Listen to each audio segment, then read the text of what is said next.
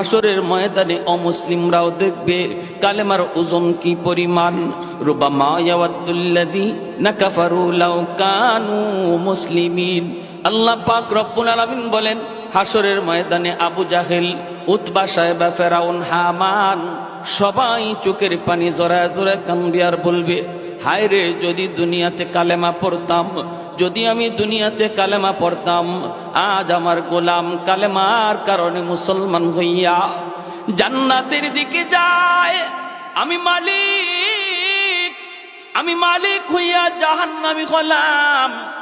আবু জাহেল কানবে, বেলাল হাবশী রাদিয়াল্লাহু তাআলা আনহুর মালিক উমাইয়া চোখের পানি জরা জরা কানবে আর কইবে, হায় রে, আমি কেন আবু জাহেলের কথা শুনলাম?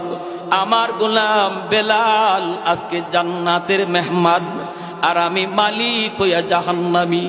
হায় রে, কেন আমি ঈমান গ্রহণ করলাম না? এই কথাটা হাসরের ময়দানে বেঈমানরা বলবে।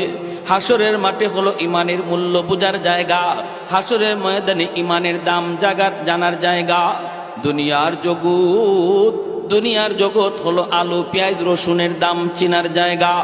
হাসরের ময়দান ঈমান চিনার জায়গা, ঈমানের মূল্য চিনার জায়গা।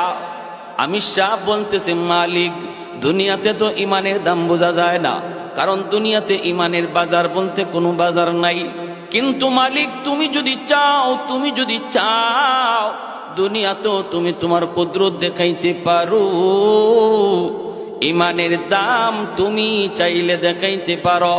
আল্লাহ, আমি তোমার উপরে ইয়াকিন করে কাগজের মধ্যে কালিমা লিখে দিলাম। লেখাটা আমার কাম, বাকি সব তোমার কাম।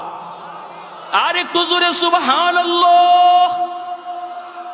চোখের পানি ঝরাইয়া, চোখের পানিটা ফালাইয়া সাদা কাগজের টুকরার মধ্যে আমি সব কালেমা লিখে দেন।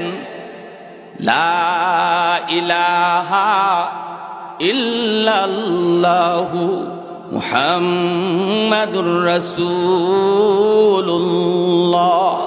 জোরে সোরে বলি সাল্লাল্লাহু আলাইহি ওয়াসাল্লাম।